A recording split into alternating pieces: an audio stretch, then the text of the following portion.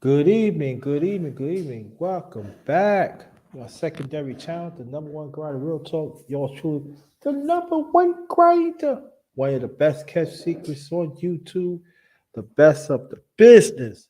Yeah, we got a good show happening to you tonight. The ones could already see the links out. They should be here any minute. Um, yeah, so this is gonna be the underrated MMA talk number 31. So then read it says, just remember us as the righteous ones, we are still winners. That's the real, the number one grinder. All right. Let me see, get this off. All right. Go hit y'all with this intro. And we will be right back.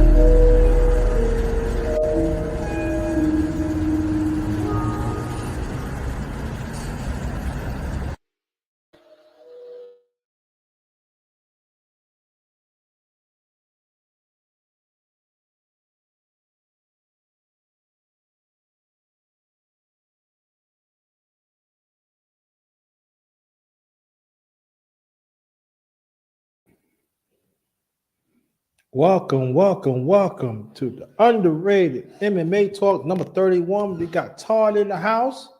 We got George in the house. Welcome, brothers. How you doing? How you doing, bro? All right. Welcome, brother Todd. How you doing? Doing well. How are you? All Alrighty. right, all right. How was your week? Good. Uh, Good.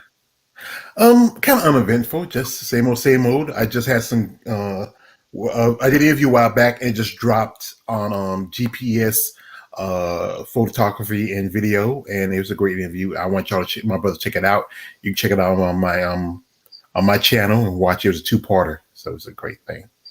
Yeah. Also, before we continue, I interviewed a former world bantamweight champion Kelvin Seabrook yesterday. I want you to go check it out. It's on the IG too. Y'all can go check that out too. So I want to welcome brothers. Welcome. Welcome. How was your week? Your week was okay? Yeah. Just another week. Man, I was grinding. I was grinding. Yes, I hit two. Yeah, Yeah, did two lives, did one a day, then another one. Hey, I was yeah. doing it. Because I was in on one of the man fellowship thing. Yeah, that was pretty cool. Us men Yeah. talking about us, and try not to talk about women too much, but hey, can't help it. Yeah, women gonna be involved, you know what I mean? Yeah, women could be women. I mean, in a good way, but I'm trying not to talk in a bad way. But women gonna be women. That's it. I'm Yeah, not gonna. that Okay, that. yeah. So let's talk about this fight. Now let me put the picture up there. The. Okay, cool. I thought my thumb bugging out. Boy. See. Yeah. Escacha. Hey, Escacha right here. Oh, snap. I thought I put this up there. See a picture. Hold on. What's going on, Escacha? How you doing? Good afternoon, brothers. Can you guys hear me? Yeah, Yeah, I can we hear hear you. you. Long time no here. Yeah. I can't see the chat. I see Bobby Green and Islam hugging each other. I don't know who's on. Oh, hold on. Let me take that off. Uh, Okay. okay. I see. Todd. Sup, Todd? How you doing? Sup, Joe Oh, Page? Hey, how you Congrats on the doing? 700. Like I said, congrats on the 700 subscribers, man. I appreciate, it, man. I appreciate it. I want to get to your level when I grow up. You're gonna get there. yeah, but we And want to be underrated. like you. What's good? What's good, homie? Underrated. What's good, brother? What's good, brother? What's good, man? What's good, man? I'm all right. How's the brother doing today? Doing a lot better, man. Doing a lot better. I had a little setback today. I was Oh supposed to yeah. get a delivery from FedEx, but FedEx, effed up, so I got to get it tomorrow. Oh wow. Yeah, Uh, you know, yeah, FedEx. It's like FedEx taking over from UPS. UPS don't deliver as much like it used to. nah, man. Because like I said, I put it in a thing right on the website for them to call me for my package, right? I waited. They didn't get the call. They stopped by the house. They didn't at least call me, at least let me know that they trying to deliver it. Nothing. So now I have to go to the access point tomorrow, to pick up my package, man. So I had a setback today. Shit pissing me off. I was actually waiting for this damn thing. But anyways, enough of that, man. So what are we going to talk about tonight?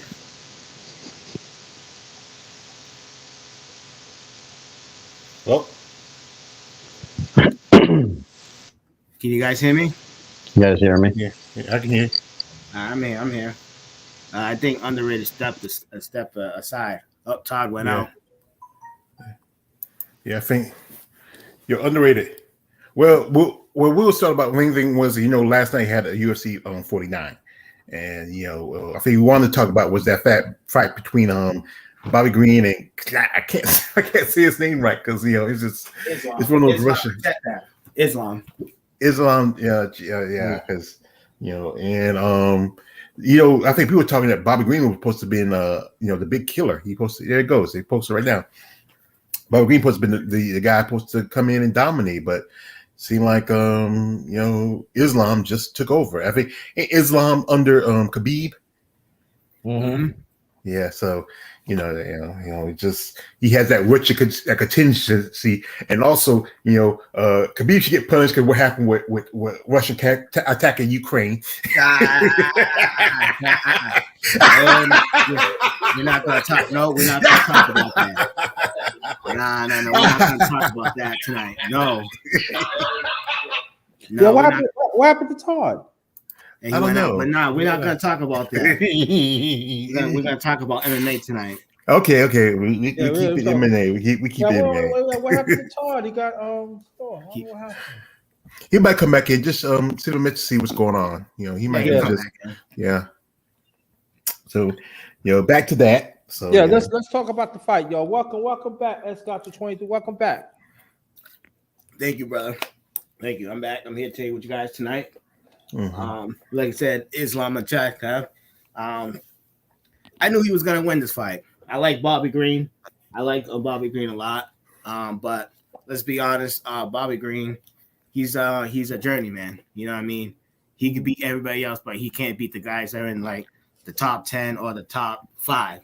And I knew once that fight got to the ground, I say, Bobby Green ain't getting up.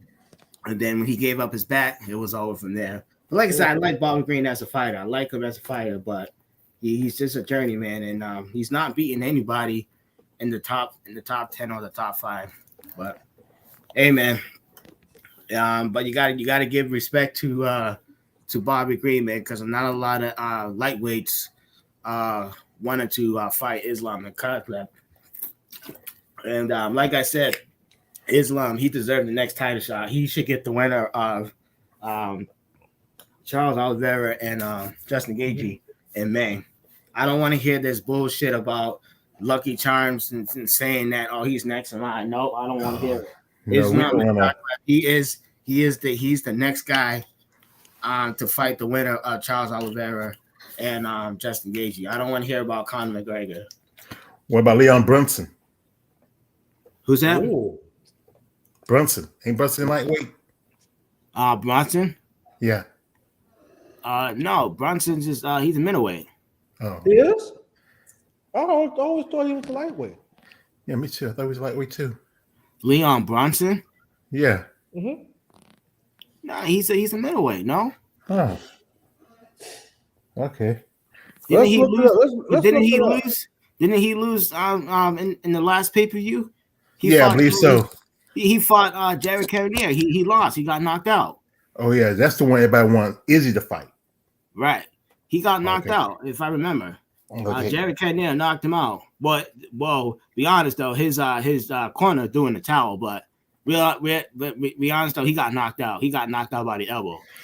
And that's a good thing that the corner did that, because too many fights are where they're not protecting their fighters. And that's the job of the corner, protect the fighters from themselves. I mean, it's just it's a smart thing that the corner did through the towel, because it happens too often. Yeah.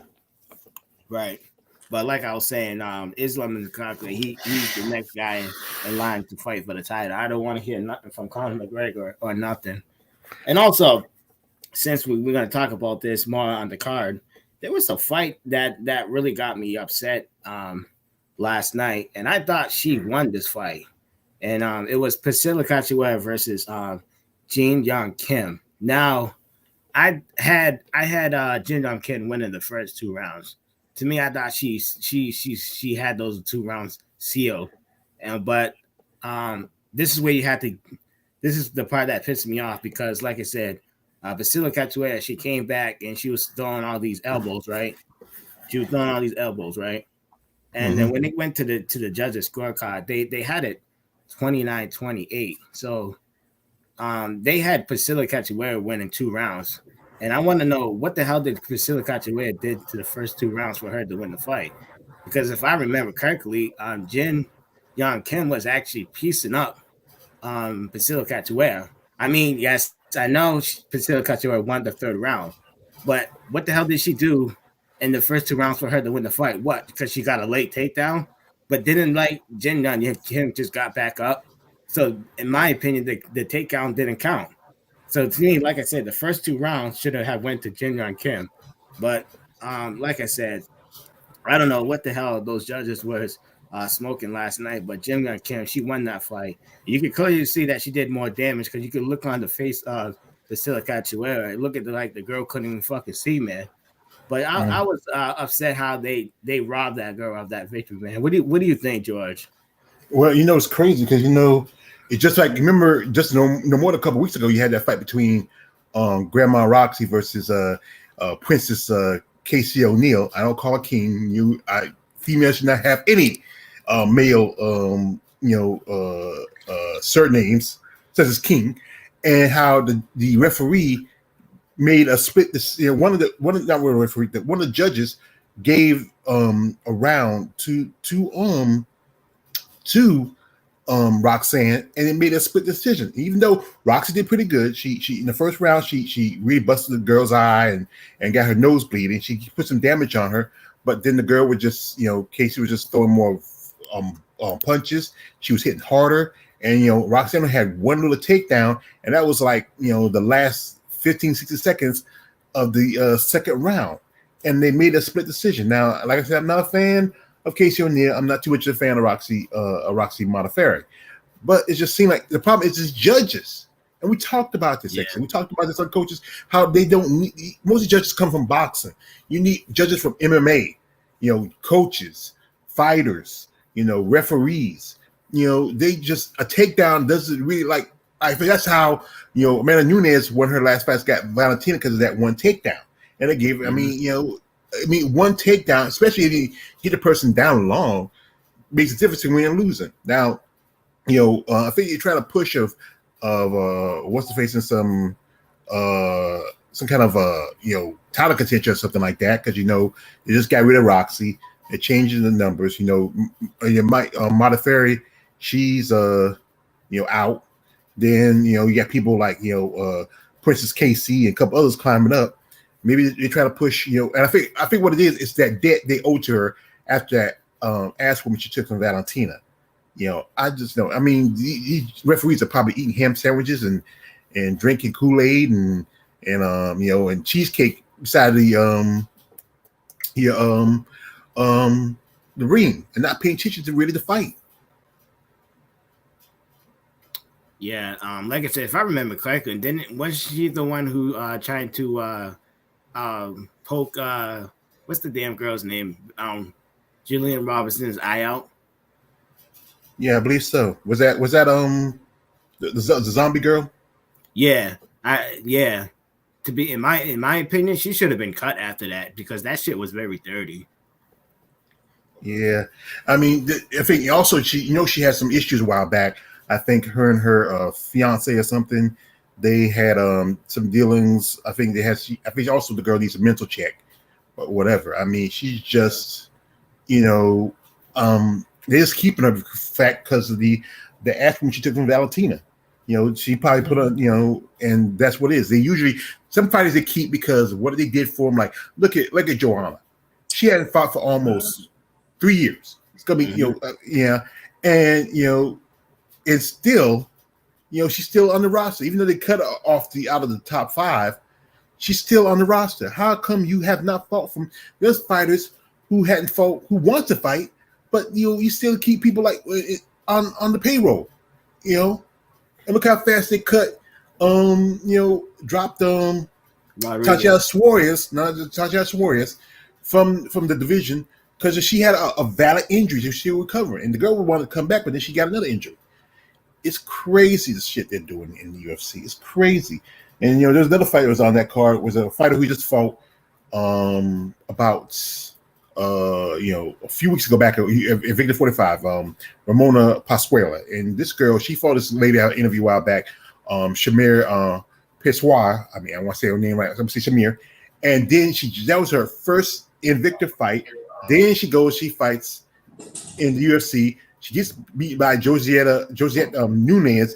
Nunes just hammered her up. I mean, the girl's eye was busted. I mean, she was getting beat like a dog. That's the situation where her corner piece should have thrown a towel. And, the problem is they stopped taking these girls who hadn't really gained a little experience yet who just hadn't got the teeth sharpened yet, and pull them into UFC. You know, and Ramona needed more time. I think, and plus, I think she might be better off fighting at maybe 135. She's a chunky girl. But what it is they try to get to the Asian market. Ramona's from Hong Kong. Yep. Hong Kong is Chinese, is now a Chinese territory. For a long time, it was British territory, and then they gave it back to the Chinese like about almost 27 years ago. And that's what they're trying to cater to, that Chinese market. The problem with this girl, she's more Europeanized than she is Chinese. A lot of because for a long time that part of the Hong Kong was European, had a lot more European dominated is China. And if she can work on her weight, maybe come out to one. I mean, MMA talk, maybe WMA addict says about 125. I think 135. Or if she can stay at 145, she has to really step up because you still got Norma Dumont. Aspen Ladd probably can beat her, and it probably feed it to Aspen Ladd so they can push her. But it's just crazy. It's a mess. But the most thing is that they need to reboot the judges system. They need to get rid of these stop using boxing judges. They lack the understanding of MMA. They need to bring in judges who do who are, like I said again, who are ex-fighters, referees, trainers, coaches, who knows how MMA works. You wouldn't have these robberies and these split decisions, and it's just a mess. I'm not gonna lie though, when Roman Pasquale and what's his name, Joanna Nunes squared off, I thought she was like 165. Cause damn, she looked huge. I was like, God damn, that's a huge ass girl. But damn, Joanna Nunes was laying those hands on her. Like I said, if Joanna Nunes had backed off, she could have stopped it, Roman Pasquale, man. But like I said, man, that girl showed a lot of heart. But like I said, they were just rushing her. They was already saying that that she's gonna make history. She's gonna do this and do that. You know what I mean? I hate this. I hate this shit that the UFC do this, and they bring these foreign person in here. They're trying to make history and shit, and then they get beaten. They get beaten, and they just they jump off the hype train. I mean, at least let these people build up first, man. And I'm sick of this shit, man. Mm-hmm. Yeah, and also they could have pushed somebody Tanisha Tennant fought at 145, and you know what? There's been times when somebody fought like a contender, even though they lost, they still get a chance, the opportunity to fight. They didn't, like I said, what UFC trying to cater to that Asian market, China, Japan, South Korea, Taiwan. I mean, that's what it's doing.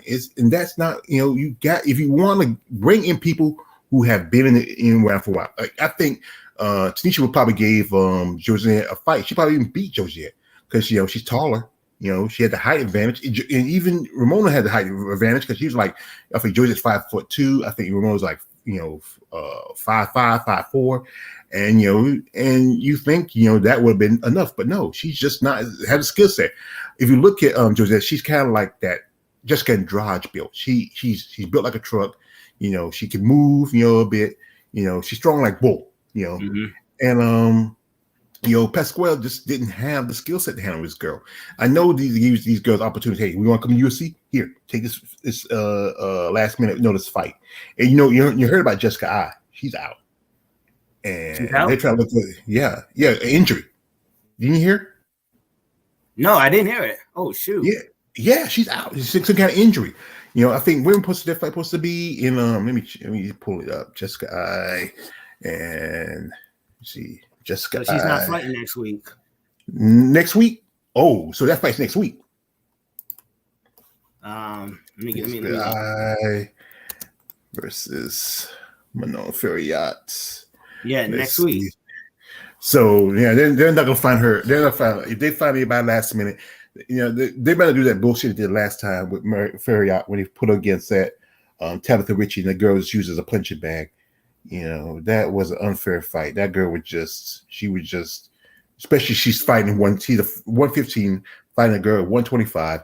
The girl getting beat. Like, I mean, one point where Fariak had grabbed the girl by the head and just hit her. I mean, damn. I mean, that was just bad. He was smashing her, and it's just you stop if you this is we talk. Coach talk about this, how you should have somebody in the wings just in case if somebody drops out. But usually don't want to spend that money for it. But not like they can't afford that money. They can't afford it. Watch. I think watch if somebody like no, she can't fight 115. The girl just beat Love It Young. She's not ready for 115 yet. It was a mess. Welcome back, sir.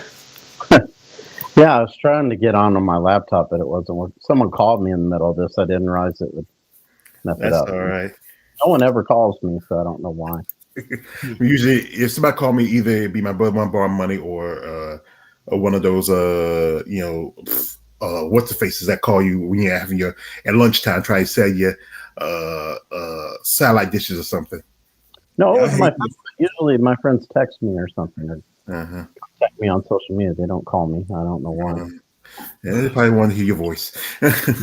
But like we were saying, we talk about how some fights last night. One was a fight between Jung Kim and Brazil Cachoeira. How that fight was kind of like I think it was a robbery. And then another fight where he had a fighter who wasn't even enough experience, a fighter who's been in the UFC at least, I think, Nunes at least 3 or 4 fights before that fight with Pasquale. It was 2. 2? So yeah, she knocked out that big tall girl. I can't remember her. Oh, she knocked out Babe Malecki. Babe Malecki might be retiring because the fact is she posted on her social media that I think she's like she was like somewhere and she's having some issues. I think Babe Malecki should be fighting 145 because she's killing herself trying to. I think Macy Chazon, a couple of girls kill themselves trying to make 145. And that's why she got knocked out because her body's it drains her. She remember Babe was brought in originally for the 145 division. And then they told her, Macy Chazon, and all the other girls that kept from that season of Tough, hey, you're going to go to 135. That's why Chris Cyborg threw her hands up there off that shit. Mm. So, what's Grinda doing? You sitting quiet? Yo, Grinda. No, I'm here. It's supposed to be your show, man. Right, No. I have a little problem with technical difficulty on my end, so it's fixed now. Alrighty. I'm just busting your balls, man. Just busting your balls. But it's just better. But I'm looking at that fight. I'm like, with Green and stuff, I do want to talk about this a little bit. That Green, he was one of those fighters that he beat the ones that's supposed to, but when it was come top 10, he could never. It seemed like he come close, but he can cash in. Yes, that sometimes happens. Sometimes everybody look like remember with Derek Lewis and Sarah Gone. Everybody's thinking, well, Derek Lewis gonna beat Sarah Gone. But then what happened to Derek Lewis? He got knocked out. And the second time, this happened second time in his hometown in his last fight. See, the one thing about Lewis, if you neutralize his right hand, it's done after that. Yes. That's all he really had. That's all he really had. And I mean, but it's mind-boggling because I see him grab one. I see he do got some moves, but he just don't tap into it. I never get it. I see he got some takedowns. I'm like, okay. But he just, I don't know. Do we have to go to another team or that's how he is? Or that's how he is? I'm asking you a question. Derek Lewis ain't going to no damn another team. That man is straight up lazy. He's lazy. Mm-hmm. He is lazy. All he relies is on his power. And if he can't get you out, what does he does best? He quits. Mm-hmm. Yeah. To be honest, and I'm happy that he got laid out. I'm happy he got laid out. I thought that what's his name was gonna land a couple of shots at him because I hate what Derek Lewis does. Is that when he knocks guys out, he throws in those extra shots. I hate that shit. The guy's already out. You know what I mean? But I'm glad that he got knocked out. because they were promoting him as the knockout king, calling him all this shit, and then he got knocked out by a guy who was drinking from a fucking Chewy. Ooh, Dad, yes. I think it must be an Australian thing because I know, remember Megan Anderson, a couple of guys used to do that shit. It must be an Australian thing. Maybe, but I don't like it. Get foot fungus of the tongue. I don't like it, man. I just think it's a very disgusting thing to do. Drinking from somebody's Chewy. That's just gross, man. You know what I mean? Oh, come on, man. Do you have to say that I'm hungry and you just messing with me? Look, I already ate my supper early. Yeah, I usually ate at 5 o'clock, so don't worry about this. But like I said, Bobby Green, he's the guy that he could beat. Like I said, he could beat guys who are outside the top 10, in the top 15, but he can't beat guys who are in the top 10 or the top 5, man. You know what I mean? So, and like I said, I like Bobby Green as a fighter too, man. And I heard him say something that he does not want another main event ever again. I mean, damn, why would you say something like that? That's money. Because especially if you main event even for a fight night, that's still a good amount of money compared, if you main event at a pay-per-view. That's ignorant, man. Ain't no way, boy. Ain't no way. My thing is, I think that maybe it was too much pressure on him. Maybe it was just too much pressure on him because he's the main event, because they were because a lot of people were saying that, Bobby Green might be the guy to upset, Islam and top. Listen, I have problems saying that dude's last name, man. Just say Islam. It's sometimes just say Islam. Like I said, a lot of people were saying, Bobby Green's going to be the guy to, beat Islam. You know what I mean? And to me, it looked like Bobby just quit. He looked like he just quit. He gave up his back and he just let Islam pound him out, man. And I thought he at least tried to scramble or get out of there, but he just gave up his bat and he let Islam just pound him and he just quit. You know what I mean, man? I thought Bobby at least will do a little more better than that, man. You know what I mean? I think, like I said, I just think the pressure was on him because like I say, when you are the main event, a lot of tension's on you, and I don't think he ever had that much attention on him. You know what I mean? But usually Bobby, he's usually the undercard guy. You know what I mean? When you're the undercard, they don't talk a lot about you. You know what I mean? But when you are the main event, there's a lot of attention on you, and I don't think he ever had that much attention. You know what I mean? Yeah, I think it is too. So, okay. Todd went out again. Yeah, the thing is, like I said, guys like that, you understand, you're this is the big show, and we get opportunities like that, you should take it. But it's the thing is, it's a mentality of somebody. If if you can't handle pressure, then you shouldn't be you shouldn't be here. You shouldn't be in like an organization like UFC. You should maybe go to Bellator or go to PFL. You feel like you feel like you're under pressure in big fight situations. Yeah. I don't think it was the pressure. He got his ass kicked. It's not about the pressure. Like when you wrestle someone of that caliber. I mean, I trained in Japan. I trained with one of the best Greco-Roman wrestlers in Japan at the time. I think he was like top 3. I think he finished 3rd in Japanese nationals. I used to take this guy to MMA gyms. He would compete against experienced fighters, Japanese. He wiped the floor with those guys. Like they could do nothing to him. And when you get in there with someone who can, like Khabib and Islam are always saying, there's levels. You have fighters, champions, and then you have elite guys. So champions, they can get match made into champions.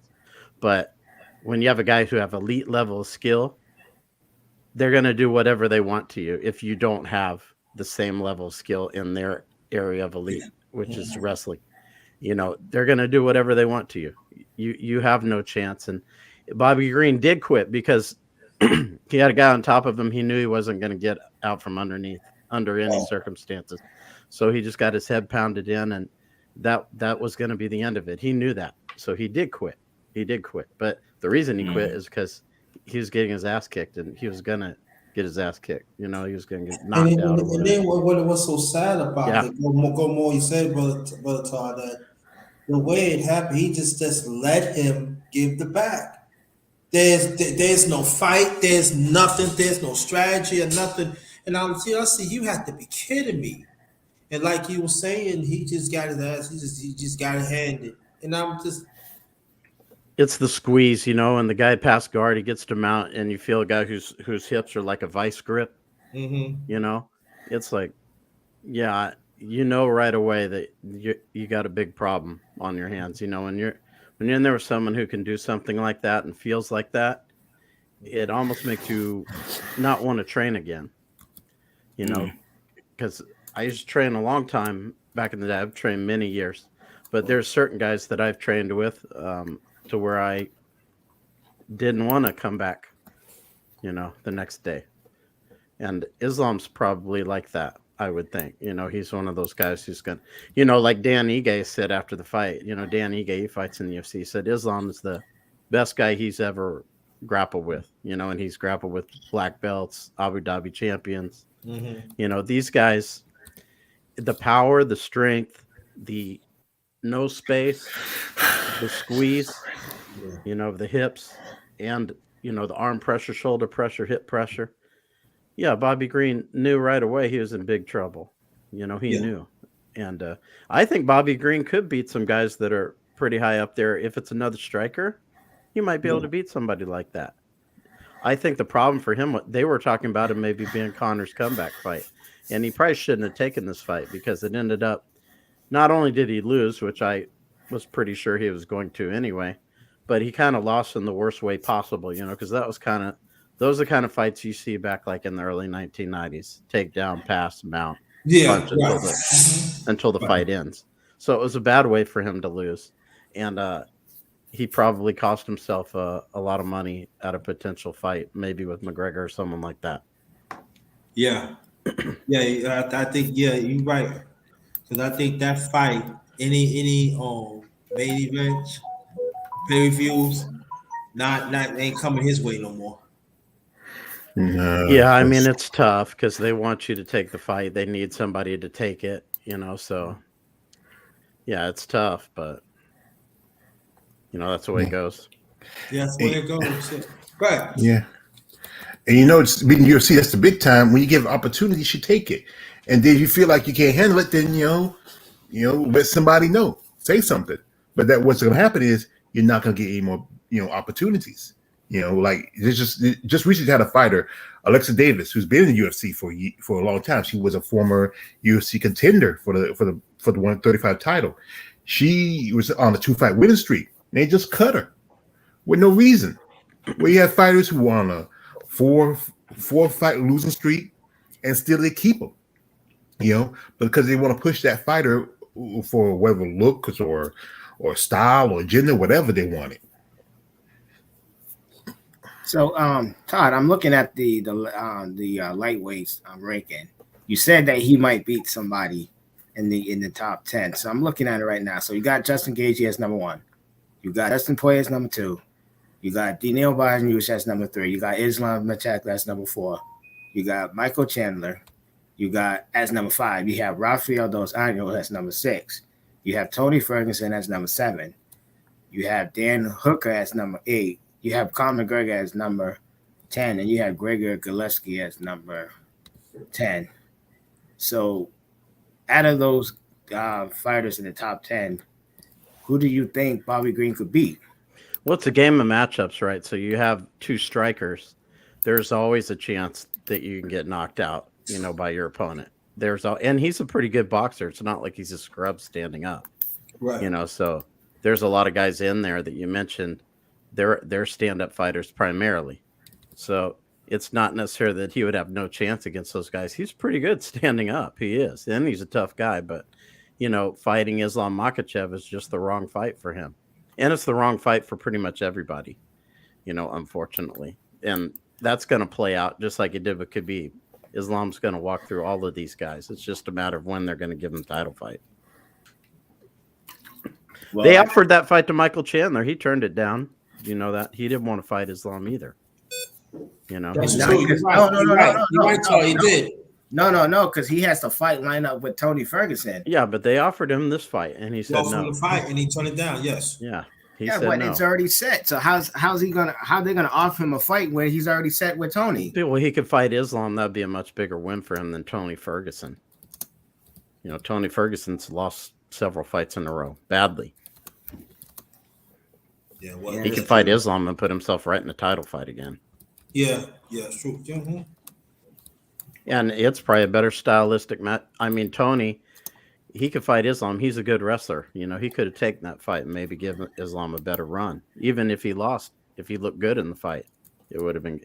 If he beats Tony up, it's irrelevant. It doesn't matter. That's what people are expecting him to do.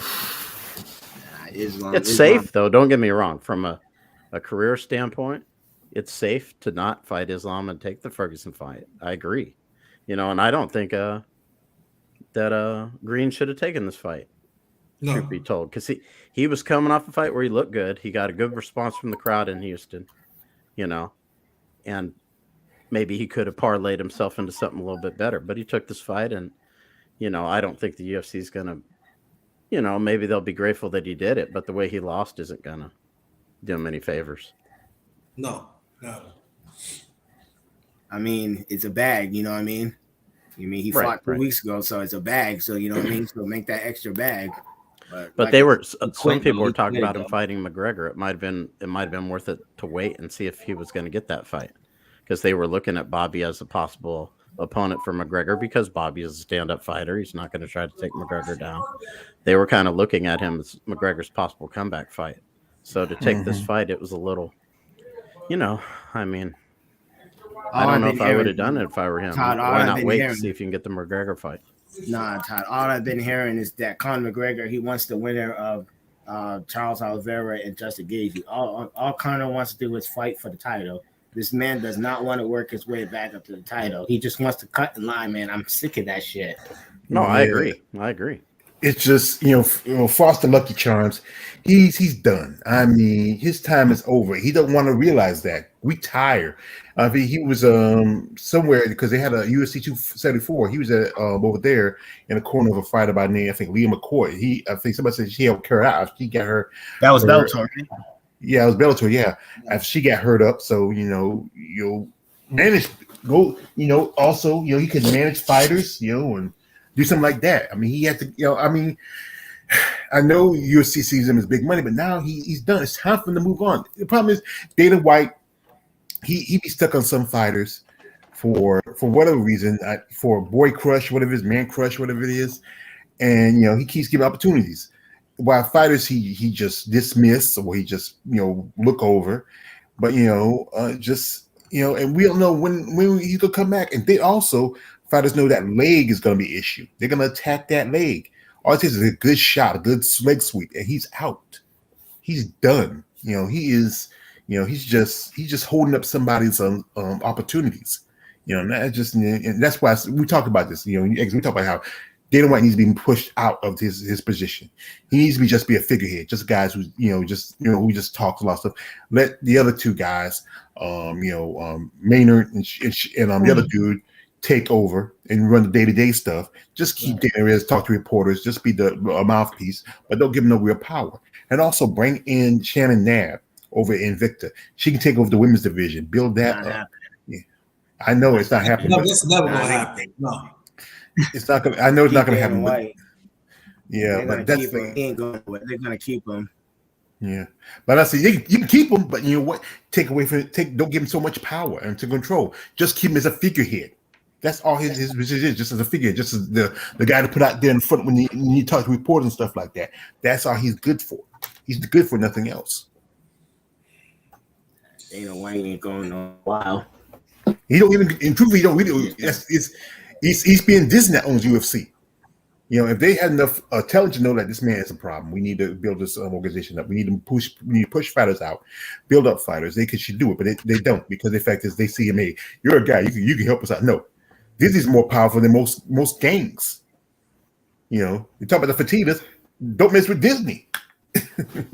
I'm just saying, but Dana White, see, everybody's getting a cut. Excuse me. And then I mean, it's got to be a total turnaround, and it's not gonna happen. Mm-mm. Not no time soon. I don't think not ever, because I'm tired of seeing McGregor too. I'm like, come on. I'm like, really? Enough is enough. I mean, like, I'm tired of seeing you. Like y'all say, y'all make a valid point. He's holding up for somebody else to fight for the championship. You made your money, and so it's like every time I see him, I get this cringe. Like, but you got other fighters that's moving up. They fought real hard, but Dana White don't promote them.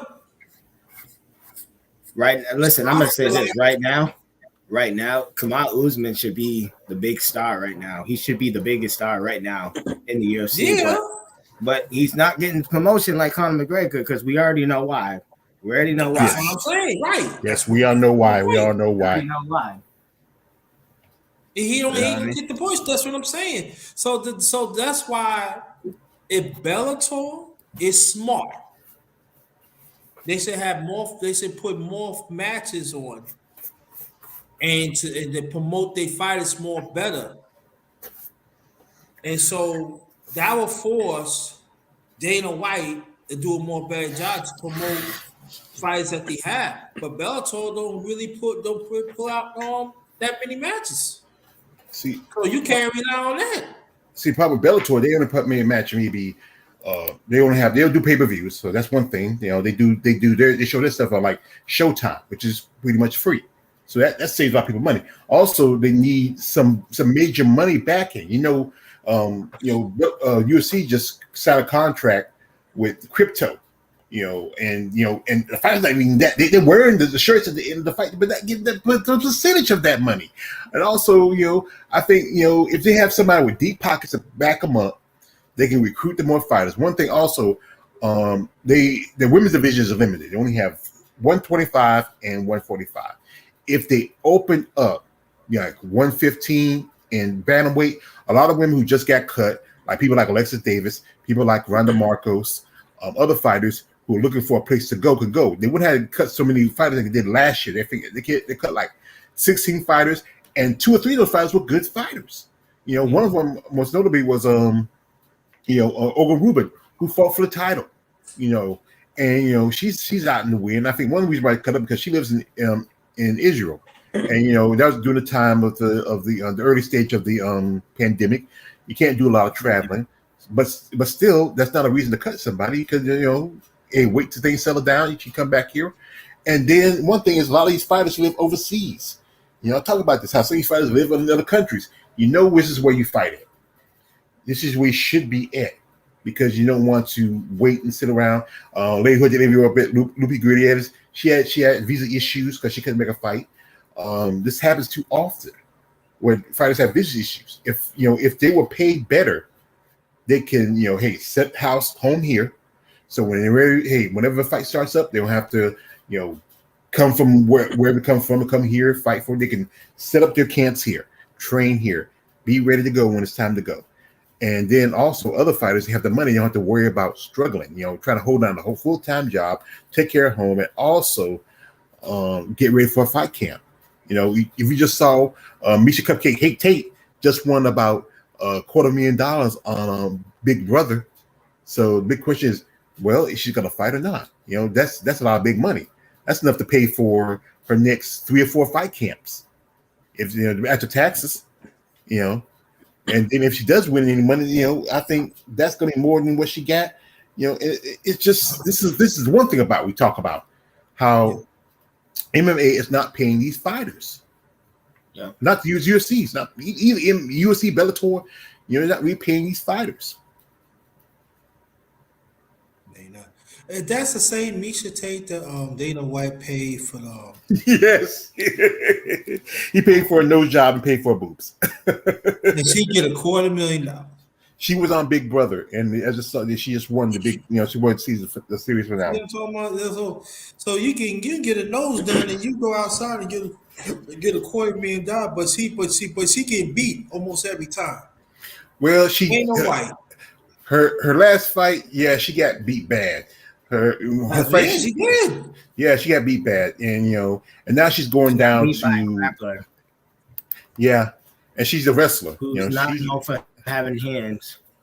but She ain't know yeah, she ain't know that good wrestling getting beat like that. yeah. She I got busted. Her nose is a faucet. It's always leaking every time she gets hit. Well, She's a Jerry Clooney of women's mixed martial arts. that's sad. But Todd, you get into it too. It just I'm saying. No, I'm just I didn't want to interrupt anybody. That's I not always fine. liked Bellator better when it was when Bjorn Rebney was running it. Yes. He had a tournament format. I believe it was on Spike TV. I think every Friday Yeah, or every yeah, Thursday. yeah. It was on Spike Yeah, TV. so Wasn't it? you knew when it was on. You knew what time it was on. You knew the format. You got this tournament format. So it's kind of like if so and so wins, who they're going to fight next. The bracket's already set up. I liked the concept. I really did, and I kind of wish that they had kept him. When Viacom kind of acquired Bellator, they started meddling with Bellator, of course, because that's what they do. People do when they take over an entity or whatever. And Right. they kind of brought him out, and now Scott Coker's taken over Bellator, but I don't feel like he's really generated newer stars in Bellator. I think the tournament format created all the stars that are currently in Bellator, maybe minus Masasi, who I'd love to talk about because I think Masasi's amazing. But if you looked at the stars of Bellator, even before Chandler came over the UFC, it was Michael Chandler, Pitbull Freire, Michael Venom Page, these guys that, Douglas Lima, these guys that were kind of King already Mo. stars through, this system where they had one tournament. Page didn't win the tournament, but, he was already there. But most of these guys have been tournament winners. So it was kind of creating stars just organically by people winning these tournaments. Eddie Alvarez was another one. He got into the UFC because he was, did well in Bellator. But I don't feel like Coker's necessarily done that. He does have some really good fighters, though, like Amosov, who's supposed to fight Michael Page in a month now. I don't know if he will. He's from the Ukraine. So, with this stuff going on in the Ukraine, that might end that, But he's a great fighter. I think he's 27, 28. No, I think he'll beat Page. He's a very talented fighter. Nobody knows who he is, really. Masasi was great before he ever came to Bellator. I think Masasi's probably the most well-rounded fighter in mixed martial arts. He's great at wrestling. He's great at striking. He's great at jiu-jitsu. He's like good to great at everything. He doesn't suck at anything.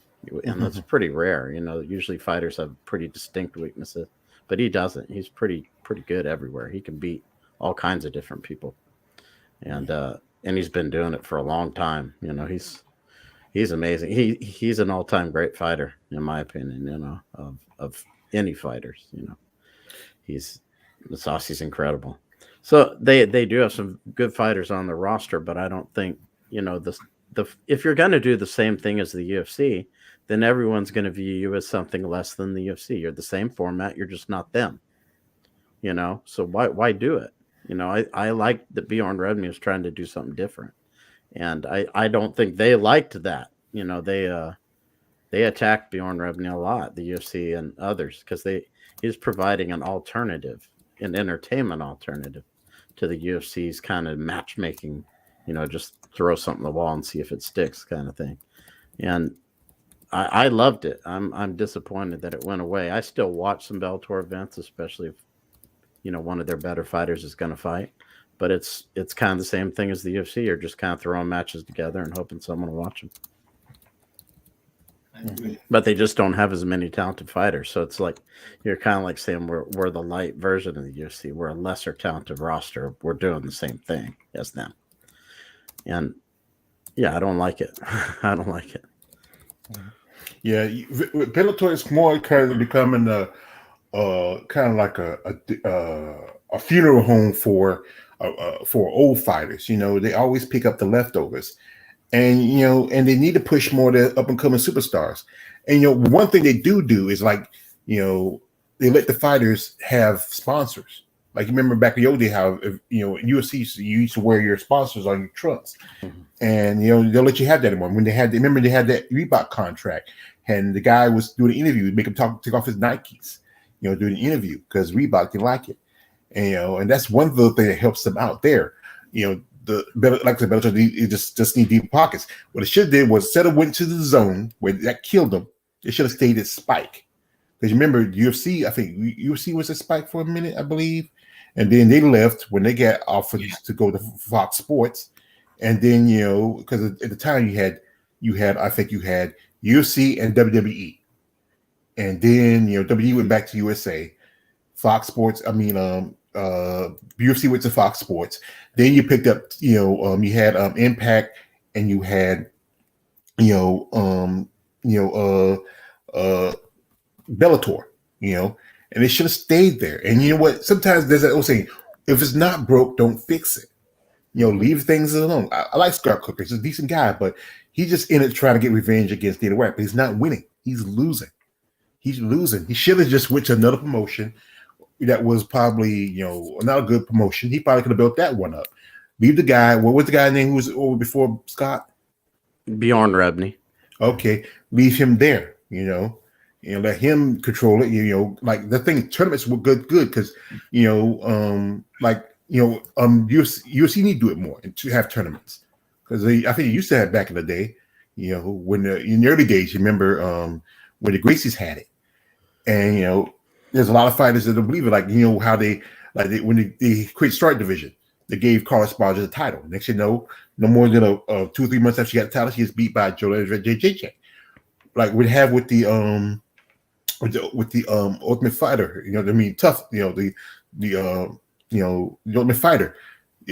When they shouldn't give you a title just yet.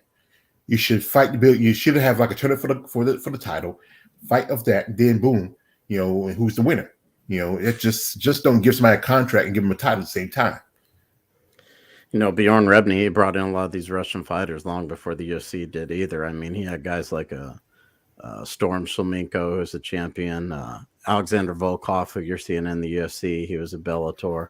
He had Shamalat Shamalayev, he was a really good striker. He had Frodo Hasbulayev, who's from Dagestan. He was a champion in Bellator, little guy. That's a guy who, visas killed him. If he could get a visa, he'd probably be a champion in the UFC right now. He started having trouble with visas when he was in Bellator. And I don't know what the issue was, but he never fought again in the U.S., and this has been many years. But if you ever look at like people's Instagram, like some of these guys, like some of the Dagestani fighters, Islam and those guys, Hasbulayev trains with those guys all the time. He's an incredible fighter, small guy. But Bjorn Rebney and, like Koreshkov, who won the other night with the spinning kick to the ribs, he broke the guy's ribs. Damn. Yeah, Bjorn Rebney brought him into Bellator too, so he was already looking at Russian fighters long before the UFC was really bringing these guys in. So I think he had a good vision for things, for MMA as a sport, and he had a good eye for the talent. And it's a shame that what Bellator did with that, it really irritated me because I thought you had a good quality, concept there, for MMA as a sport. And he was bringing in guys the UFC didn't have. He was going, all over the world to try and find great fighters. And he did, And, it's just a sad thing that happened there. I was a huge fan of Bellator under Bjorn Rebney. Mm-hmm. Yeah, I'm just like, I just wish Bellator would come back to his promise. We was talking about Bellator. I wish it's come back because ever since it has not been the same. Yeah, and Bjorn Rebney's he's fallen off the face of the earth. I don't know if he has some sort of non-disclosure agreement or what, but he literally doesn't do any. I haven't heard nothing from him since Nothing, then. right? It's kind of wild, really, because I know guys who are in contact with him, and he just, I don't know why he's was it money issues? Remain kind of like that, but you can't find him anywhere, as far as visibility. Nobody knows what he's doing or anything. Well, it could be, like I said, he might have they probably paid him real good. He ran off. He's probably if he's not dead, he's probably somewhere living living low, living the life, minding his business. Yeah, Yeah. but that. No, go Yeah, ahead. but he was very active on Twitter, and when this all went down, he doesn't even post on Twitter at all anymore. He doesn't. It's like he's been radio silent ever since this happened. I mean, something to dress it wild. down, money laundering or something, or he got caught up or something. No, he's not behind bars. I know people that are in contact with him and stuff. They've talked to him here and there, but he doesn't. He's not visible. As making comments or anything like that. He's completely been radio silent since this whole thing happened, social media wise and everywhere else, which is kind of crazy. I just remember he used to go head to head with Dana White on Twitter. That shit was crazy, man. Yeah. He did. I used to remember that, man. Yeah, he did, right. Because I know some people that worked for him in Bellator. Like I had a guy on my show, Christian Printup. He used to book a lot of the casinos that built, and he's been in contact with him like LinkedIn. I guess they still talk a little bit, but he said, because I was asking me, what is Bjorn? Can you at least find out why he's not? He's like, I don't know, man. He only responds here and there, But yeah, I've tried to reach out to him before, but he doesn't. He's just totally. I was like, this would be a great if I could get him on there. Everyone would know, everyone would notice. But yeah, he's. I don't know what it is, but he's radio silent. Nobody can break him. I don't know. Just sad, Yeah, it is. It is sad. I was really pissed off when they did that. It really irritated me because it just showed the lack of vision. That we got to do the same as the UFC. Who cares that we have all this momentum? Let's just get rid of this guy and put somebody in here. We'll make it just like the UFC. We'll have the same program, less talented roster. It's just dumb. But it all comes down to viewers and all that. So I don't know. Maybe they felt like it was a better move, but I don't think it's played out that way for them. If you looked at it long, Bellator is doing pretty good as viewership too. So yeah, I don't think it played out the way they were hoping it would. Did you guys talk about Sarukian at all? Yeah, go ahead. Go bring it. Go ahead, Jerry. Go ahead. Sarukian, another fighter from that area. He makes it. People are expecting that to be a good fight. Mm-hmm. He made it look easy, and that's kind of what I'm talking about. These guys make it look easy because for them it is easy. Their level of wrestling skill, it's easy for them. Yeah. And I've seen that kind of crap firsthand when I train with Joji Miyabi in Japan. I saw him toy with people like a cat with a ball of string. And for them it is easy. Sarukian, he had a fight with Makhachev. It was an incredible fight. Did you guys ever see him fight Makhachev? Sarukian went right at him. He tried. You can go watch it on YouTube. I'll send it to you. It's one of the best fights you'll ever see in the UFC. Sarukian went right at him, tried to wrestle with him. It was an incredible fight. Makhachev was just a step ahead. Step ahead. But Sarukian was trying to wrestle him. He went right at him, and he's from that region also. So yeah, he didn't avoid it. He tried to engage him in the wrestling, and there was a lot of countering, and it was incredibly technical. Most of it was on the ground, with them wrestling. Hey, it was an incredible fight. Is Fedor from that region too, or he's from another part? Fedor's from Russia. Yeah, he's from actual Russia. He's not from one of the Muslim, Caucasus regions. Most of the people in Russia aren't Muslims. I don't, but Dagestanis and Chechens, those guys are all Muslims. Oh, okay. That's they're like almost like Arabs that speak Russian. Russia. Islam has expanded throughout this world. People give it a lot of shit, but the fact is, it's one of the oldest religions next to Judaism and Christianity. Probably older than Christianity. I was in kindergarten to 6th grade in Saudi Arabia, so I lived in Saudi Arabia when I was a young kid. So. Okay. I'm kind of familiar with some of that stuff. I learned Arabic from first. They taught me up to 4th grade. After 4th grade, they didn't teach us anymore. I don't know why that is, but wow. I learned a lot of Arabic, and yeah. You can make a great, like I said, you can make like a lot of these, there's a lot of these fighters coming from the Middle East, or fighters coming from like from that part of Europe, where there's a lot of them who are Muslim. You make a great translator. I think people can use somebody like you. I can't speak Arabic that well. Yeah, no, that'd be totally over my head. We'll brush up a little bit. Yeah, it's Tom, hard. have you ever been to Dubai? Huh? Have you been to Dubai? No. When I lived in Saudi Arabia, we did a lot of traveling because my father worked for Aramco, which is an oil company, one of the bigger oil companies in the world. I think at that time it was the biggest. And they give you a lot of time in succession, usually like 30 days or 40 days vacation. And they give you some money too. So it's a good benefit. But we didn't really travel in the Middle East. We traveled everywhere else, went all over the place when I was young. I had already been to by the time I was 12, I'd probably been to more than 30 countries already, And then when I went in the military, I bounced around here and there. I lived in Japan. I lived on Oahu for a long time. So I've been around just because of my life existence. But, a lot of those countries that I visited were when I was pretty young, but Japan, obviously I was there as an adult, but, That's another market I think the UFC want to break into. Is we talked about earlier.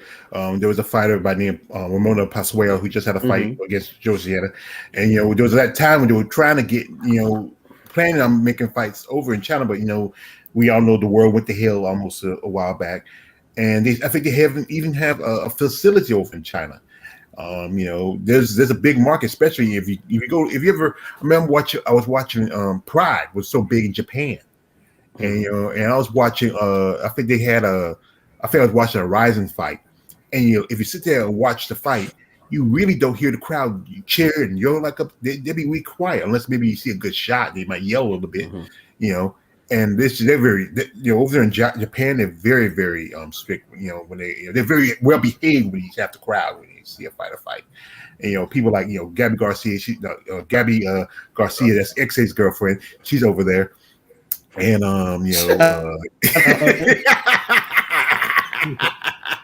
but she pulls it. I think the Japanese, a lot of them study judo in high school. It's kind of like PE. It's kind of a curriculum thing. So I think a lot of them have knowledge of what's happening, in fights, especially on the ground. So they're usually not as rabid. Now, Pride fans are different than fans of other events in Japan, because I went to many Pride events, and if you went to a Pride event with Ensign Inouye, who I hung around with from time to time, Ensign would get mobbed at Pride events. But if Ensign went to Shuto or Pancrase, at the Korakuen Hall, no one would bother him. Nobody. And it's just because you have hardcore fans there, and they hang out at Korakuen Hall, which is a small place right next to Tokyo Dome. And Korakuen Hall has events almost every night of the week. They have Shuto, Pancrase, shoot boxing, all these different events, Rise. They have tons of and pro wrestling events. So it's kind of like the mecca of fighting in Japan, but it's a little small hall. I think it holds maybe 3,000 people. But they don't mob fighters over there at Korakuen Hall. It's the hardcore fans that are there. At Pride, they're there to be entertained. It's a totally different crowd. Kind of like Gladiator. You're not entertained. Yeah, exactly. I mean, I knew people that bought tickets to Pride just to see Antonio Inoki's speech, because Antonio Inoki would come out and do his speech. Did you guys ever see that? You may not have seen that on the U.S. broadcast, but Inoki would do a speech every Pride event. He would come out and do his little routine. I knew people that bought tickets to Pride. Yo, wait a minute, wait a second. You're underrated. You mind muting yourself for a bit, brother? I mean, something, I think it might be your TV or something. Yeah, because. Yeah, thank you. What the hell is he watching? Probably a porno. Maybe something with Valerie. Oh, cut it out, man. Oh, you make me feel so good. You know what, George? I got my belt. You gotta cut it out. I love anarchy. I know gasoline and dynamite. Excuse me, Todd. Go back to you. You're talking about. Jesse Valerie, man. Yeah. Wait, you're saying Todd, it was rudely interrupted? No, I was just saying, you're right about the fans in general. I would say that's true. Yeah. They're usually pretty quiet. Although I do think Pride fans are a little more, maybe they were a little, I wouldn't say wild, but they were a little more engaged from time to time. But as a whole, you're right. Now, Japanese people as a whole are quiet, though. You know, if you go on the train, there's a sign that says, don't use your phone. It has a Yeah. phone that's crossed out. Mhm. You know, if you sneeze, you're supposed to cover your mouth. If you talk, you know, you're supposed to, like, there's a lot of rules they have in Japan that people don't know about, you know, and Japanese in general are kind of discouraged from sticking out among the crowd. It's kind of frowned upon. Yeah. Right, know, because so- you want to know something? I was in Japan Yeah. in 2022, right? Yeah. I was on the bus, right? I was on the phone, right? I didn't know. Yeah. So you had this girl, this girl, right? She was like, "Excuse me." I didn't know who was talking to me. She was like, "Excuse me, can you turn down your phone?" I was like, "Oh shoot," because I didn't know, you know what I mean? Because it was my first time in Japan, you know what I mean? Mhm. You know, a different environment, you know. But like I said, next time when I go back to Japan, at least I now would know, you know, to because to me it felt like I was kind of disrespectful because I didn't know it was my first Yeah, time. it does feel that way. Usually they're not going to correct you. You'll just kind of like this look of disappointment, you know, like if you break some of their rules and don't know, they're usually not going to, maybe usually it's an older person that'll do that. Not, I don't know how old the girl was, but usually it's an older person that might correct you. The younger people just kind of look at you like they're disappointed in your behavior or whatever. But like walking and eating, you know, they consider walking and eating to be rude, you know, because you could spill some of your food. People don't want to watch you, you know, shoveling food in your face while you're walking around. So they'll look at you like they're disappointed in you, you know, if you're walking around eating. You know, if you're sitting somewhere, that's fine. But yeah, they have a lot of rules that people don't understand, or Yeah. you know, they just don't get, like if you go to the mall, you don't see a lot of places to sit because they don't consider that you shouldn't be sitting at the mall. You're supposed to be there to shop. You don't need to be sitting around in public, you know.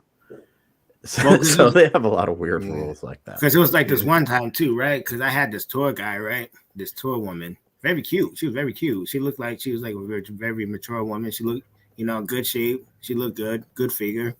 Her name was Hayu, very cute woman. I liked her. And when I was at the airport, right, I was recording, you know, because it's my first time in Japan. I was happy. I was recording. And like I said, I got to this point, right? One guy was like, "What are you recording for?" You know, I said I was doing a little vlog because, you know, I mean, you know, I'm traveling, first time vlogging. So, you know, they said, "Oh, well, in some parts of here, you're not supposed to record." And I was like, "Really?" You know what I mean? Because like I said, I didn't know, you know what I mean? But, you know, it's my first time in Japan, man. I'm happy, you know what I mean? I want to record all this stuff, man, you know what I mean? But like I said, I didn't know the culture, man, you know what I mean? Yeah, Saudi Arabia is like that. They have a lot of places where they don't want you filming anything, you know. But Japan's a little more laxed on that, I would say. But you know, because they had phone cameras before we did, long before we did, and so people were always walking around, you know, taking pictures and stuff. I think they're used to that. It's just it may have been in the airport. They didn't want you taking pictures somewhere. Yeah. But they do have a lot of rules. If you ever read some books, you'd be amazed at some of the rules they do have. Like I was saying, just things you wouldn't think about. You know, if you know, like they have a lot of vending machines there. They probably have the best vending machines in the world, but you're not supposed to be walking around drinking stuff. You're supposed to stand there and drink it, you know? Wow. Because they don't want you to spill your stuff or someone don't walk through your coffee or whatever, you know? These are things that you probably don't know, but that's stuff that they want you to do. You know, they know it, you know, but you may not know it unless you read up on it, you know. That's just kind of like if you tell a Japanese person you're going to be somewhere at a certain time, you better be there. You know, they are going to be there. If they say they're going to meet you somewhere at 3:00, they're going to be there. You better be there too. If you're not there, they're going to be pissed off. You know, they're going to tell everyone else they don't like you. You know, they won't tell you. They'll tell everybody else that they don't like you. You know, because you didn't show up. You showed up at 3:05. They don't like that stuff in Japan. You better be there on time. You better be there early because they'll be there early. You know, usually like 2:45 or so, they'll be there already. I remember episode of King of the Hill. You remember this episode where Hank goes sees his he has a half brother because his father, was getting honored in Japan, and then there's a part where they're sleeping in this little room, not realizing that the mentality of people thinking Japan is like everything's small and you squish together, not realizing that all it was just like a sitting room, and just open the door and have this big old room waiting for them. And just I think that's the thing is that when Americans, because we know this country is about, hey, we think we know everything. We go to other countries, should always ask questions like, you should ask what the rules is, what the laws is, some like there's also there was a movie I remember where the thing is that a lot of the Japanese, like there's a part to say like Japanese don't want to buy America, they want to be part of America. There's so much about this country they're curious about, but we also got to understand their rules and their guidelines. But the fact is that America's country where it doesn't want to it's sad. This country is in the mindset of countries like Japan. America's is pretty much still a adolescent, while that country's been around for thousands of years. They've been established. Back in the day, you couldn't even come to that country back in the day because they would kill you if you were an outsider. They kick you out. But they're, I think, a lot more susceptible than most countries. You know how you ask me, how are you doing? Grinda, he always says, how are you doing, right? Mm-hmm. In Japan, if you ask somebody that, they expect you to sit there and listen to how they've been doing for like the past month. If you ask the person that next week, they would look at you like, why are you asking me this? I told you last week how I was doing. Mm-hmm. They have their. So Tom, where are you now? I'm in Oklahoma now. Yeah. But you see I have the swords behind me. I got those in the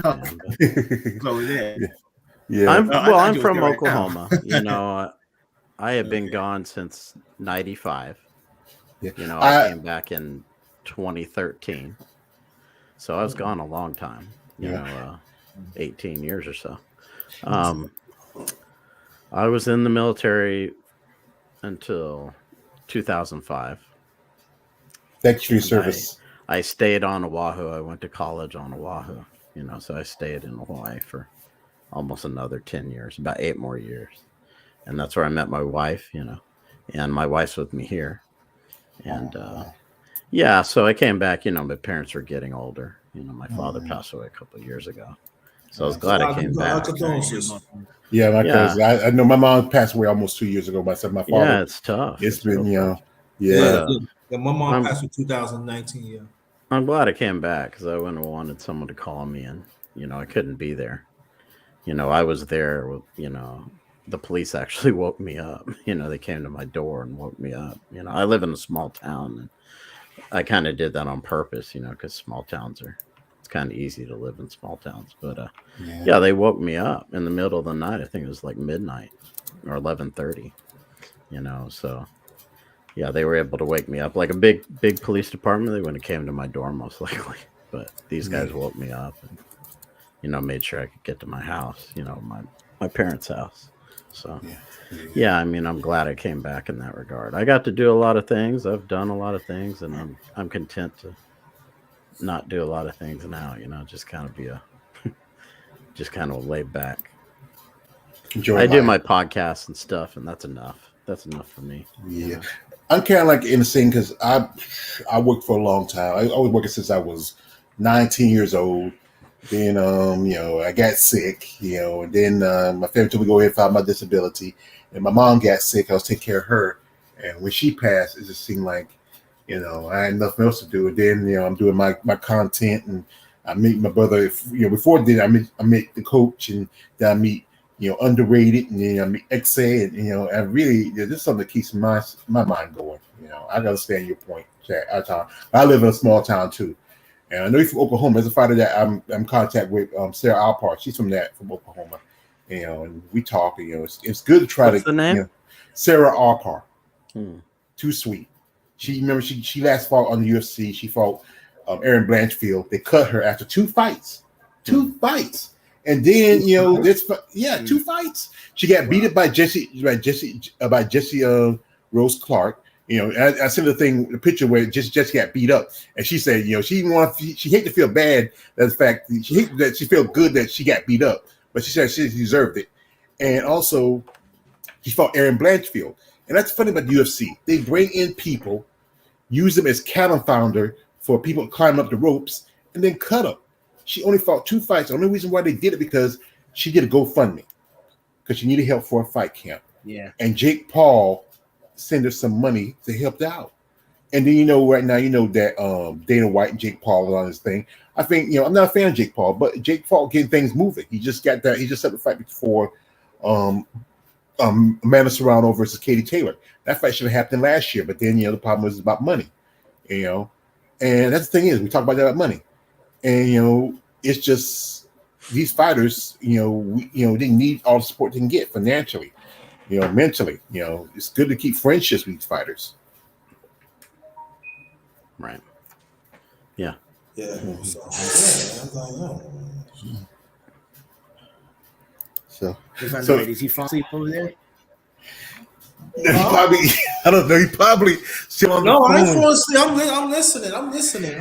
Valerie. No, don't even say that. No, it's good. It's good to listen. It's good to listen to that because sometimes when we talk MMA, it's good to like listen to a different MMA that comes in parts of the world that sometimes we take for granted. Like Brother Todd said, different layers to the different degrees of that. And that's what we talk about over here, Brother Todd, too. That some people, they think that, the standard of UFC, they think it's standard over here. But no, that's not true. There's degrees of striking, there's a degree of grappling, there's a degree of wrestling. And that's what we talk about over here. We talk about everything over here.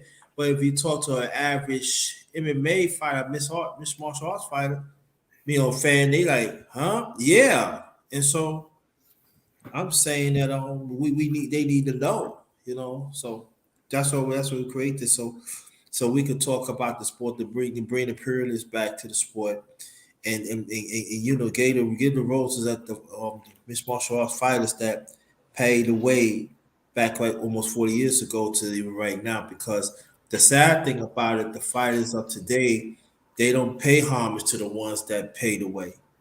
And I think I feel that is very sad about it, And so that's what we do. I see some of it. I mean, I see some of it on Twitter where guys will acknowledge, like when Kid Yamamoto passed away. Kid Yamamoto was a pretty famous fighter in Japan, very famous fighter in Japan. Mm-hmm. And he was someone I knew. I knew Kid Yamamoto, and I trained with him. And, when he passed away, I saw a lot of guys on Twitter who, old school guys, or guys who maybe you wouldn't think would acknowledge someone like him who did, because they've been watching and they probably had watched some of his fights over the years. But there's been a lot of generational turnover too. So, I think that also is why some of them don't get recognized. But I do a lot of that on my podcast. I have a lot of these. Oh yeah, you do. I know you do that. I'm just saying that it's not a bigger reach that it should. That's what I'm saying. Yeah. You're right. But I mean, it's like that with any sport. I mean, you got guys saying so and so is better than Michael Jordan or LeBron James better than Michael Jordan. I don't think so, but it's the same kind of deal, right? You got generational turnover, so you have a lot of people who think he's better than Michael Jordan and whatnot. I don't know why. So it's kind of the same thing, or they've forgotten great players in the NFL. It's kind of the same deal. Oscar Robertson, you forget about God, I know some Bill, God, I know his last, yeah. There's some great players, when he played for the Celtics, he had 11 wins. Yeah, and plus he was a player coach. He had 8 straight. 8 straight, He was a player coach. Yeah. And won the championship, player coach, yes. Yeah. So you forget about that. I'm like I said, I used to love watching basketball. I don't watch it much anymore like I used to because it's kind of like, And I think one is the players who is the love of fundamentals. That's why the last couple of times when the American team Olympics got beat, because they forget the fundamentals. You know, everybody wants to, do the who can do the best, juke or something like that. But when you lose the fundamentals of the game, you're not really learning anything. That's true. Okay. There anything else that we can add on?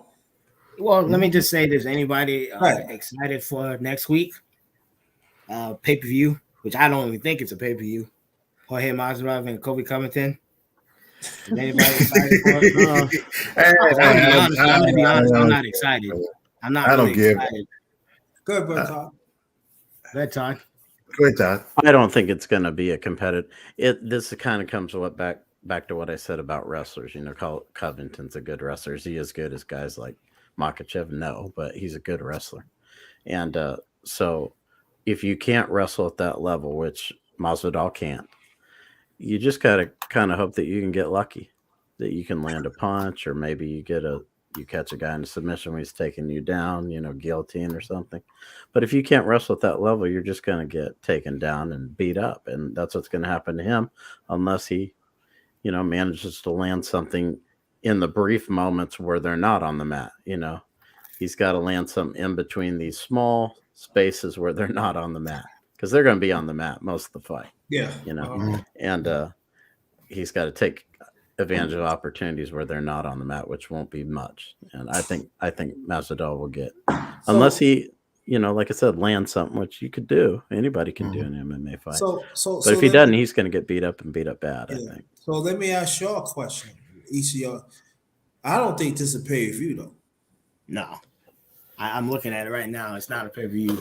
It looks like more or less like an ESPN card. Yeah, I won't pay to watch it. I mean, don't get me wrong. You have some big names on it, but no, it's not. I don't think it's worth ESPN card either. I think I would not go that far to say it's a fight night. Yeah, I am. No, I wouldn't. Where go you get if it's not ESPN, like ESPN. It's like ESPN. TV ESPN or ESPN app. No. I think more or less ESPN TV, but not the app. But no, this is not pay per view. This is not pay per view, because like I said, nobody's not going to pay $75 to watch Covington and Jorge Masvidal. So let's be real. No, that's too much to pay for. Dana White, he is such a money grubber. I mean, what I'm saying, if I go watch ESPN and Covington, he gonna do what he gotta do. I'll be like, you have to be kidding me. I'm just saying. I'm sorry. I'll be like, come on, man, do something. Make it look good. You know what I mean? Like, I said, it be on the app. That's right. Yeah, it should be. I don't know. No, you shouldn't be on the app. Because you got to pay for the app. So why waste my money? This is not pay per view. I'm sorry. It's not. Oh, I agree with you. No, this is definitely pay per view. No, not. Oh no. It's just they don't have anything right now, because John Jones is a big holdup. They don't know what to do because they don't have nobody ready for Valentina. You got to wait for Nunes and Pena when they finish tough. Oliveira right now, he's just sitting down and see who's going to step up. Oliveira is fighting. He's fighting in May. He's first in Justin in Brazil. So that fight. Okay. I forgot about that. Okay, that's right. Is the Fiziev fight? Is that one off, or is he still fighting? Who's that? I'll look it up. Rafael Fiziev was supposed to fight Dos Anjos on this card, but I think that fight got pulled. The card itself isn't necessarily bad. I mean, I like Edson Barboza, Bryce Mitchell. That's an interesting fight. Bryce Mitchell, we're going to find out if Bryce Mitchell's ready to, be a contender or not. If he's not, Barboza's going to beat him. But, Bryce Mitchell's, he's pretty tough, on the ground especially. So it's going to be interesting to see. But I think that Fiziev fight is off. If it's not, the card's pretty good overall. But it's not pay-per-view, though. It's not pay-per-view. Yeah, I mean, I don't think I would, hardcore will pay to watch it. I mean, don't get me wrong, but I got to see if that fight's off or not. But I think it is. So Nah, I'm looking right now and it says nothing. It says nothing right now. Oh, he dropped boom. Okay. Yeah. The thing is it's just they just sometimes usually just put some stuff together and just don't really think if anybody would want to watch it. It's just something. Sometimes it's more like a kumite, just 2 men in and 1 man leave kind of mentality now. It's just that's why I keep saying Dana White don't need to be overhead of anything. They need to push him out. Try to get the fights that people want to see. Sometimes he does give us a fight we want to see. But this fight, no one we want to see. Kobe, he's done. After Usman beat him, and twice. George Masvidal. I'm just going George because that's transition for Jorge. He's he got knocked out by how he got knocked out bad. I mean, and he was, and you got to remember he was brought in to mixed martial arts by way of Kimbo Slice. And you think but he's kind of like Kimbo. He's one dimensional. Kimbo has some great hands, but when it comes down to it, he was just limited. Yeah, he's limited. All right. Yeah, I don't know what happened to Tar. He probably got another call. Yeah, another call. Yeah, that's all right. Nah, it's good, man. I think we covered a lot today. Yeah, we covered as much as we could. And like I said, the thing is, we're hoping we get some better fights. When it gets closer to the summer, it's I feel like this time of year usually, I think about waiting for their tax money to come back in, so they're just trying to fight as much as they can. Yeah, I hope so. I hope so. We get some good fights. Yeah, because by that time of year, more people are vacationing. They have more time off. I mean, people more time at home. So that's what I think UFC is probably waiting for. They're saving up the good stuff when it gets closer to, kids getting out of school. Families on vacation. This is right now. This time of year is the first. You know what it is. I remember we used to work and we were waiting for Easter weekend. Because we'd be off for at least 3 or 4 days. All right. All right, Underrated. Gonna close us out, man. Last remarks. All right. Last man in. Yeah, you're the last man in. Okay. Well, first and foremost, I wanted to thank my brother Underrated Darkness for making this possible. Like I said, I'm always gonna thank him because if it wasn't for him, we won't be here tonight. Also, I wanted to say salute to my brother George Page. Like I said, congrats on him for reaching 700 subscribers. Mm-hmm. My man has been doing a lot of work, man. I see you, brother. I see you do your muscle talk videos. I seen you, man. I don't know how you can still talk about wrestling. Wrestling's dead. Yeah, I just did a birthday thing for Ric Flair because I was a Ric Flair fan. Woo! I saw in the news that he's dating a girl who's like 26 years old. I mean, he just got divorced, I think, about a couple of months ago. Hey, man. Oh, he's Ric Flair. He does what he wants. It's the nature. But also, I want to thank my brother. Like I said, I want to thank my brother Todd. I hope that he hears this message, man. Brother, thank you for coming on. Thank you for the insight. I love to hear you talk. Also, I want to give a salute to my brother. I know he's not here, the brother, the watcher. Hoping that will be back on. I hope he's in the link. Yeah, he's going to go through a lot, man. Hope he's doing a lot better, and I hope my other brother's doing good as well. TS Boxing, I hope he's doing well. So, but like I said, I sent a link to his channel because I don't think he subbed to this one. So I sent a link to his channel. Hope he gets it. Oh yeah, we got somebody in the chat. Salute to LeBron, the GOAT. Good talk. I pray to watch. Okay, thank you. Thanks for coming. Appreciate that. LeBron's the GOAT. And we got Sandra Brown. Thank you. Thank you. In the chat. Thank you very much. Hit the like button. Thank you very much. And like Irv says, go ahead. Like Irv says, thank you very much. But yeah, like I said, I just want to thank everybody. who have stopped by. I also want to thank for the 10 likes that we got as well. You know what I mean? Like I said, every time we do this talk, man, it just keep on growing. But once again, I want to thank my brother Underrated Darkness and my brother George Page and my brother Todd Atkins for a good afternoon talk, man. We had a lot of fun tonight. Okay. Yeah, exactly. And LeBron, I think LeBron's the GOAT. She into MMA too. So we would, please come back next week. LeBron's the GOAT, and you could chop it up with us on the panel. On the panel talk about MMA because I think you know MMA, right? You could type right now in the chat. Let us know. Yeah. And Sandra Brown, thanks for coming too. Thanks for your always the support. Very much appreciated. That's my day one right there. And she said, "I'll be here." Ooh, Good. We ooh.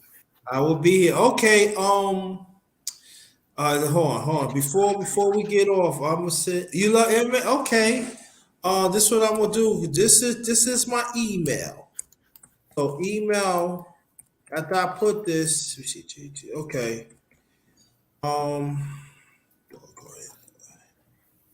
Okay. Let's see. This is my email right here. I want you to email me right now so I can lock you in. So when we do a show next week, because we try to do it every Sunday. Some Sundays we do take off because there's no MMA on that weekend. So we don't do nothing. But usually with any MMA on the weekend, we do the show on every Sunday, 7:05 p.m. Eastern Standard Time. That's 7:05 p.m. Eastern Standard Time. So I want you to hit me up in the email right now. Let me know you hit me up right now so I can plug you in. So you can come up there because we definitely want women to come up that knows MMA to talk to. They knows discrimination Right. in here. And even Sandra Brown too. If you know some MMA, Sandra Brown, you let us know too. You can come up here too. Yeah. okay. And also, when she comes on, she's gonna speak first because she's the queen, and we gotta let the queen speak first. Like the man says, ladies first. Hey, look. You asked me. No, you asked me. Who want to? You just let the Nah, ladies first. Ladies Yeah, first, no, underrated. Ladies first. man. Ladies first. This- No, no, no, underrated. this- Ladies no, first. The queen speaks This first. is No. Ask me. Take the champ now. Oh man, you just Can I now? Can I say something now? No. You trying to follow him up? No. My champ. Okay. Of course he could. She gonna talk first. Come on, please. Now, You go ahead, guys. Bless you. okay. Thank you for busting my balls. Anyway, I like to give shout out to my brothers here. I'm telling Valerie on you. Tell Valerie, let her know. And my brother, Underrated. We appreciate our brother Todd coming through. We appreciate you, Sandra, all the little ladies come through. Also, we'll get shout out to my dear sister, Miss Lovett Young, Patrick Young, aka the Nigerian Nightmare. She lost her fight Friday night against Jackie Armory or whatever her name is. Lovett, we were talking on the phone last night. He's recovering right now because it was a knee bar submission. I love her. She's a great person. We talk on social media. I thought there was an opportunity for her to get into UFC because, as you know, UFC is, depending on a certain type of melanin, is very melanin limited. And I'm hoping maybe she gets another shot at the title. This was her second time. And, the last time she kind of was a split decision with her and Vanessa Theopolis, the stripper. That's what she is, and was. And I think she's a great fighter. I hope she bounce back, climb up into the opportunity, and I hope next time she wins. Dana White, you bald-headed, whiskered, fruity cake, pancake head, mofo. Where's Lovett Young? Where's Sneesha Tennant? Where's some sisters? Bring some sisters in. This is Black History Month, man. It's about the end of it. Recognize the Black woman, the first woman, the true woman. But anyway, much respect to all people who come here and listen to my man, the Underrated. Let's get him back to 1,000 subscribers on his secondary channel. Let's support these MMA fighters. I appreciate y'all for getting me up to 700 subscribers. If you go to my channel, you should check out that I had done an interview with a great gentleman by the name of Glenn, young senior, former military officer. He does content about women's bodybuilding. We want to do he's setting up a magazine for the ladies. He's also planning to do some touring, do some shows. He, maybe I'm planning about going to my first bodybuilding show, and this is probably just in a few months. I got to collect the money, get together, and make sure everything's set up right so I can enjoy myself, have a good time. But like I said, I appreciate you, brothers. Also watch your man. I hope everything's going well down under. We miss you, brother. We love you coming out here and joining us and give you conversations. To all the people who come here and support us, thank you for liking us. And to your haters, no matter how much you hate us, we don't care.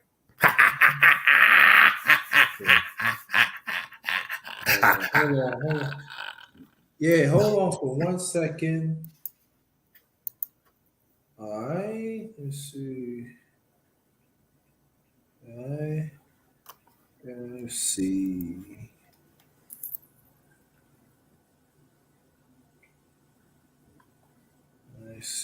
Let me see.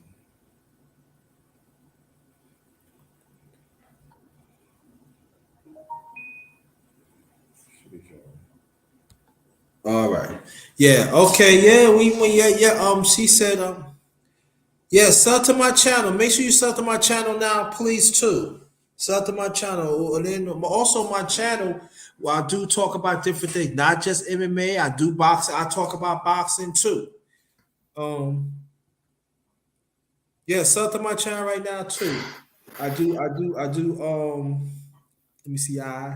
I do quite a few things. Come and think about it. I also. Oh, I forgot to tell you, Escotcha. Almost a month ago, I interviewed a ring announcer. Yeah. Huh? A month ago? Yeah. Hello. Yeah. Can you hear me? Yeah, I can hear you. We can hear you. Heard what I said? A month ago. Yeah, you said your ring announcer. A month ago. I interviewed a ring announcer almost a month ago. And then I interviewed. Yeah, and then I interviewed yesterday. I seen the one. Which one you see? With the world champion. I seen that one. Oh, that's yesterday, right? Yeah. Mm-hmm. Former world bantamweight champion. Yeah. Bruce Ghost was on there too. Interview, answer some questions too. Yeah. So I got some stuff, y'all. I got some stuff. And then hopefully what we're working on, we're gonna work on to get some former MMA fighters to come here. Especially women. It'd be nice to get Valerie. Yeah, it'd be nice to get Valerie. Anybody can get Valerie, it'd be nice. And I'd be nice. I'm telling you right now. I'm cutting. I'll be on my best behavior. Oh, Valerie, can I? Valerie. It'd be like, Valerie, take my hand, boss. And I said, Valerie, do you want to do a dance, Valerie, please? Oh my God. Valerie, can I just hug you and squeeze your Charmin? That's it. Okay. All right. My last remarks here. Is thanks y'all for joining the Underrated MMA Talk number 31. Got the brothers in crime, brother George Page and brother Escotcha 23 and brother Tom Akins. Thanks for coming. Very much appreciated. And also in the chat, thank LeBron's to go, and also thank you, Sandra Brown. Very much appreciated, LeBron. I got your information. But make sure that you sub to my channel, please. Sub to my channel, even the channels on the brothers here. Sub to their channels too. They got great information on there too. Please sub to them too. And I know that it's crazy out there, so protect yourself at all times and be good out there. And this is the last of the Underrated MMA Talk number 31. Thank your brothers. And we will definitely next week. It's going to be a hot one next week. It's going to be a hot one next week. So Watch out for that. During the week, I'm gonna hopefully I could do some boxing. Hopefully, I might do some boxing tonight. I don't know. It really depends. But if not, I'm gonna probably do some boxing throughout the week. So watch out for that. Watch out for that and other stuff. So we see y'all next week. I mean, matter of fact, you will see George Rage. I want you to check out George Rage throughout the week. He do his interview of Lady Bodybuilding and Escante. He back on the scene. I want you to please you know support him too. And I'll be out here. I'll be doing my thing. So thank y'all so much. Have a blessed night and be blessed. Peace and love, everybody.